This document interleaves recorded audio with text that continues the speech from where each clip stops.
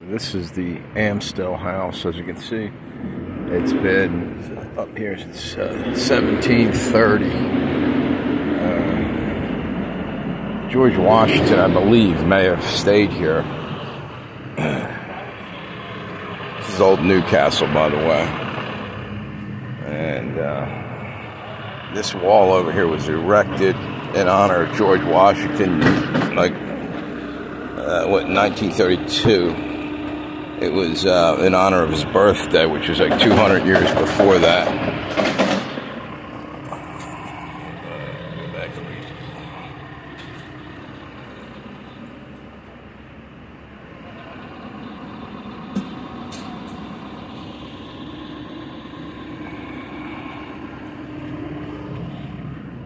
Garden in here. It's kind of neat. I don't know if you call this an English knot garden or something close to that. I'm not. It might be. It's pretty neat. I think these over here might be passion flower vine, but I'm not sure. Kind of cool looking.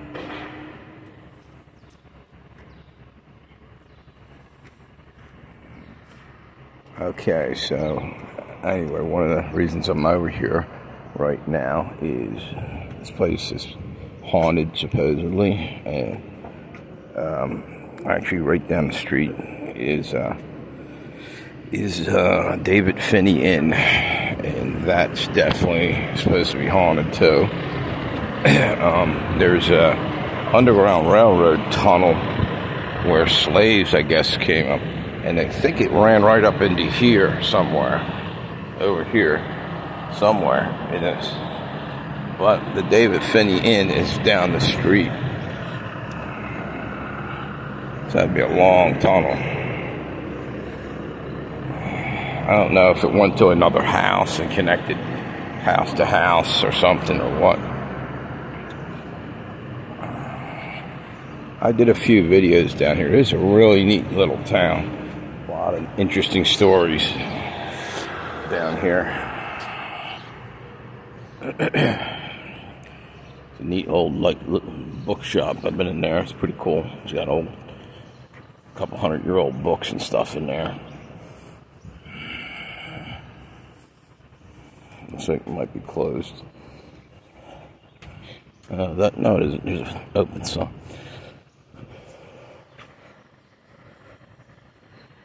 Okay. I don't know whether this was actually the Amstel house at one time or connected to it, because David Finney Inn is right over here. Alright? This is haunted, supposedly. Anyway, there was a tunnel that said across the street to the Amstel house. Now, it's possible that whoever the Amstels were, if that was their name, they may have owned this as well. So maybe it did come here and not all the way down the street. I could be wrong on that. I'm not sure. I think I'm going to try to find out about that. And these old houses, they're pretty cool. And over here is the courthouse. Back in the day. There's the David Finney Inn right there. And over here, there was actually Gallows, one of the first woman criminal. She murdered her husband, this lady. I think she got hung right in here. Of course, there's ghost stories with all this area in here. I got my own ghost story about that graveyard, Manual Graveyard over there. I was in there one time, and something crazy happened. I'll tell you about in a minute. This is the courthouse over here. So we'll go over here.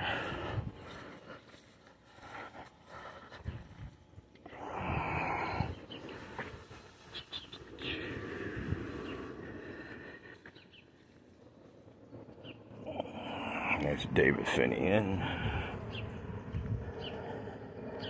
Evidently, I believe it's a David Finney Inn, too. Let me sit down for a minute on this bench. the David Finney Inn. I think that's where I heard there was a lady spotted wearing all blue. She's been seen in there, a ghost. I don't know much more about that. And there's another apparition that's been seen in there. Down the street here, there's a lot of neat old buildings. But all the way down is a place called Jessup's Tavern. Used to be a barrel maker, like back in the day, because this was a shipping area. Ships would come in, I guess they'd need supplies. They would need somebody to make barrels to put them supplies in. Anyway, they changed it to an inn, I think early 1900s. I might be wrong on that. I think he sold the property. It might have took a little while before they turned it into. Over here, this is the courthouse. And it's still got the Swedish flag, British flag, and American colonial flag hanging there. The reason why is Swedes were here first in this area, I think. And then the Brits, then the colonial Americans.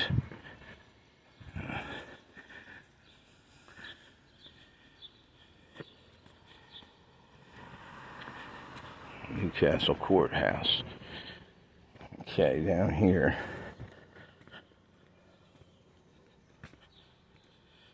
I've heard that there's some type of haunting going on in here too. I haven't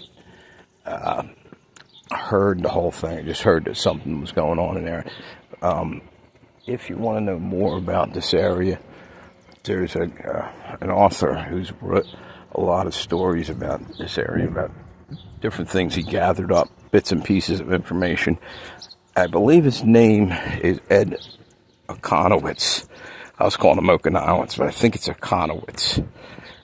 O-K-I-N. I can't remember how to spell it. But he was a college professor over at University of Delaware, which is kind of a neat little thing, because later on I'm going to show you in a graveyard up the street here a gravestone that I believe, but I'm not sure about that, but it's a Wiswell is the name on it, and I think it might be either the George Wiswell, who was college president of University of Delaware back in 1800s. Could be another person in his family. I want to do some research on that. So, and the reason why I know about that guy is I had Civil War photography I collect. And that era. And anyway, there was what's called a CDV, carte de visitation photo. And hang on one second. Let's check this out. Okay, here's gallows and stuff, and punishment stocks. Somewhere along here, over here, that lady was hung. And here, see, whipping post and pillory in Newcastle prison yard. Trying to see if it says anything about that lady who was hung. Somewhere back here, she murdered her husband, but anyway, wait a minute, let's check this out. I don't think I ever saw this. The plaque over here I want to check out.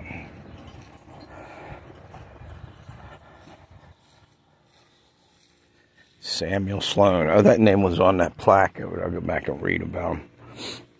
Richard Dobbins, Michael Carmen, John Smith, William D. Thomas Scott. Built in 1857. Anyway, jumping around too much. I forgot what I was talking about. Let me come back out here. There's a cobblestone road in here. I think this might be the original, and they left it as is. Let's see. Trying to remember what the hell I was talking about. I got distracted. I saw that plaque over there with the lady getting hung over there. Anyway, we're going to walk down this way over here. If you go across the street, it's the George Reed Garden, back of his property, I think, right along that fence line. George Reed was one of the signers of the Declaration of Independence. His grave is literally where we're going next. We're heading down to that. This is called the Arsenal on the Green. I believe this was haunted too. Things have showed up that nobody knows where they came from inside there. Also, there's been reports of, I think, apparitions and soldiers or something were in there at one point in time. And someone believed that one of the ghosts of the soldiers still haunts it. I think that's what I heard.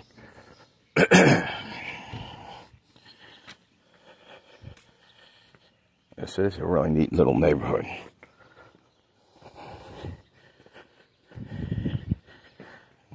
Just imagine a horse and buggy running through here, hearing that clippity-clop on them rocks out there.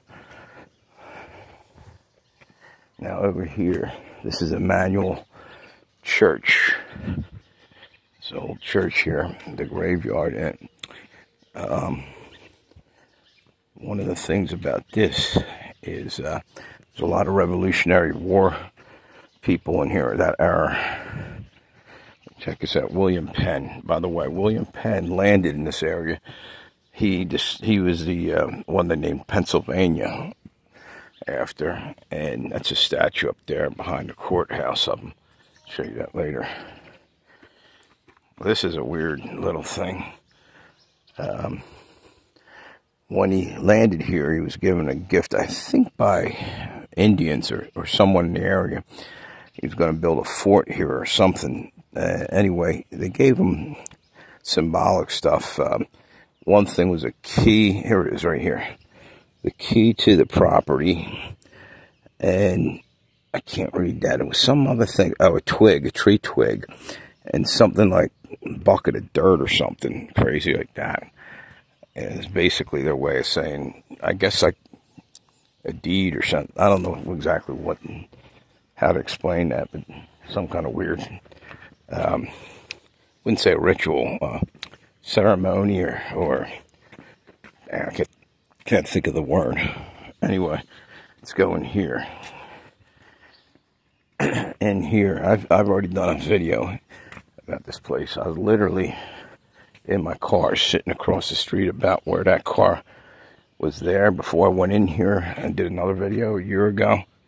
And I caught an orb fly right by me in my car. I was talking about different things that happened in this town.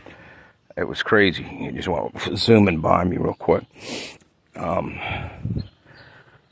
up here and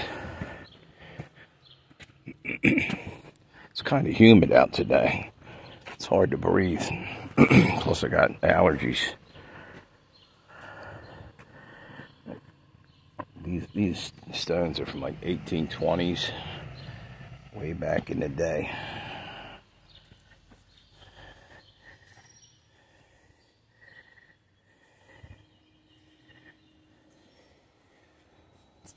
Okay, now right over here, here's my little ghost adventure, and here it happened.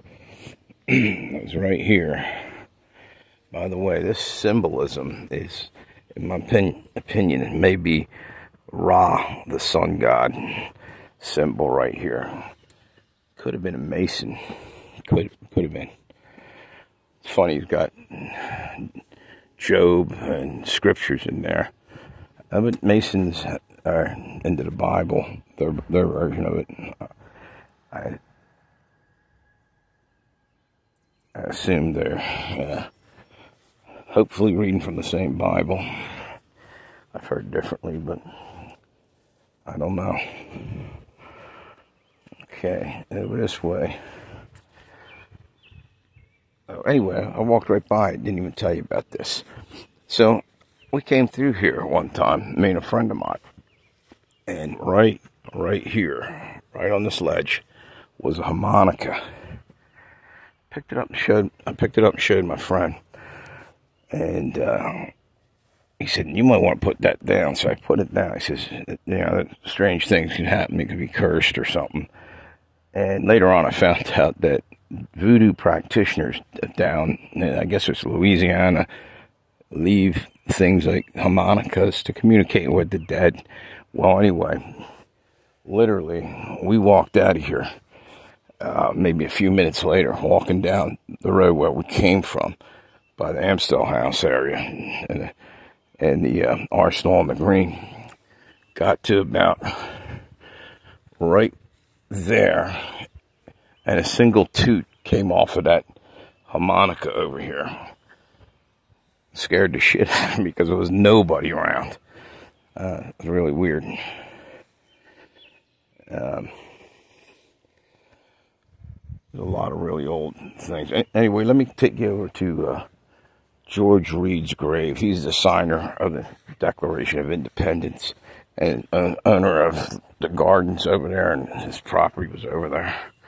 The original house burned to the ground that he had. Spooky looking.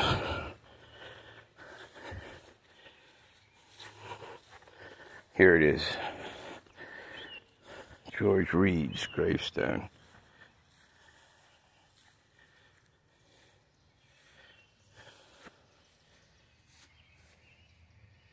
Signer of the Constitution.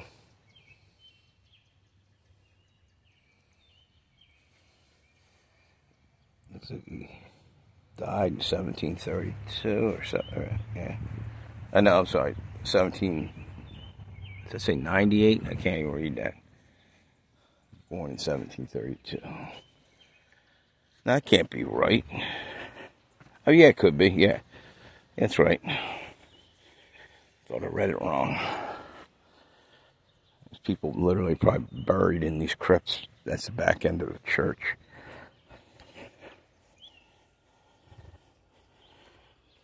And over here, I don't know. Caesar Rodney was also a signer of the Declaration of Delaware area. And I don't know, this might be relations to him. John Henry, looks like Rodney. Richard Seymour Rodney. I'm assuming that's probably a relative of his. Caesar Rodney supposedly rode all the way, I think, from Dover, Delaware. And I'm not sure, it might have been Lower Delaware, but I think it was from Dover, the capital, that he rode during a lightning storm to sign the Declaration of Independence all night up into Philly.